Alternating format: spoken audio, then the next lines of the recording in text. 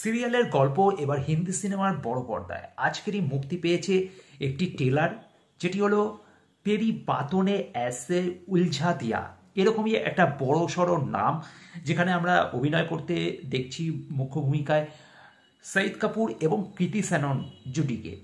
তো সেই ছবির ট্রেলারটি নিয়ে আজকে কথা বলবো, এবং কেন আমি বললাম যে সিরিয়ালের কনসেপ্ট এবার বড় পর্দায়। তো এখানে আমরা যে কনসেপ্টটা দেখতে পাচ্ছি, সেখানে প্রথমেই দেখাচ্ছে কৃতি সেনন এবং সঈদ কাপুরের মধ্যে একটা লাভ স্টোরি পার্ট, এবং পরে দেখাচ্ছে যে তাকে নিয়ে তার ফ্যামিলির সাথে ইন্ট্রোডিউস করানো, এবং সেই বউ যে নাকি দু হাতে কাজ করে, সমস্ত কিছু করতে পারে, এবং তাকে সঈদ কাপুর আমেরিকার বউ বলে পরিচয় দেয়। যাই হোক, এইবার সেই বউটি যে একেবারে সুপার ওম্যান যাকে বলে, তো সেইটা যদিও সঈদ কাপুর নিজেও জানতো না, এবং পরে যখন জানে যে সে আসলে কোনো মানুষই নয়, সে হচ্ছে রোবট, তো সে এবার কি করবে?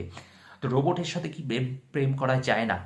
তো এরকমই একটা বিষয়বস্তুকে নিয়ে এসছে এই ছবির মাধ্যমে।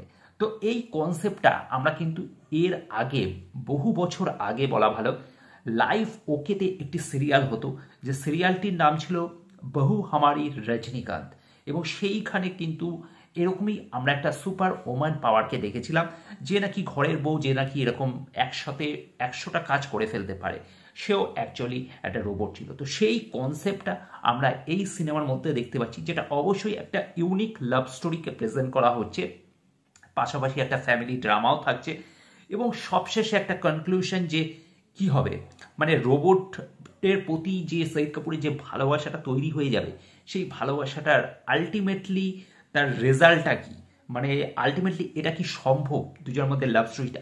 তো সেইখানেই পরিচালক একটা দ্বন্দ্ব সৃষ্টি করেছেন, এবং যার উত্তর পেতে হলে আমাদের বড় পর্দায় সিনেমাটা দেখতে হবে।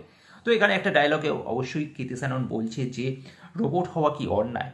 তো সেরকমই একটা প্রশ্নের উত্তর দিতে গিয়ে যে সঈদ কাপুর যেভাবে কনফিউশনে পড়ে যাচ্ছে, তো সেই কনফিউশন মনে হয় আমার প্রতিটা দর্শকের মধ্যেই থাকবে, এবং সেই নিয়ে। তো এবার যদি আমি ট্রেলারটার কথা বলি, তবে অবশ্যই এটা একটা ইউনিক লাভ স্টোরি আমি বলবো, কারণ প্রথম দিকে ট্রেলারটা দেখে মনে হচ্ছে এরকম গল্প তো সচরাচর আমরা বহু সিনেমায় দেখেছি।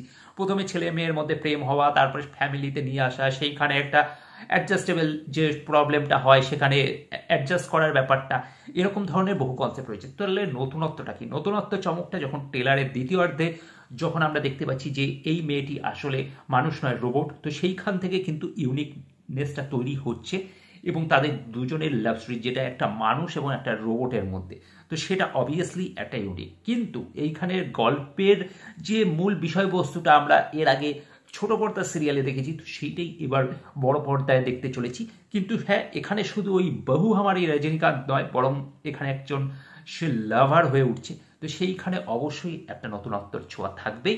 পাশাপাশি এই ছবির গানগুলো ভালো মন্দে মিশিয়ে রয়েছে। তো অবশ্যই ট্রেলারটা শুরু হওয়ার সময় খুব একটা এক্সপেকটেশন ছিল না, কিন্তু অবশ্যই পরে গিয়ে এটার প্রতি একটা আলাদাই অ্যাট্রাকশন তৈরি হয়। তো তোমাদের কেমন কি লেগেছে ট্রেলারটা অবশ্যই কমেন্ট করে জানাতে ভুলবে না, আর ভিডিওটা ভালো লাগলে লাইক শেয়ার করে দেবে, চ্যানেলটা সাবস্ক্রাইব করে সাথে থাকবে। Thank you.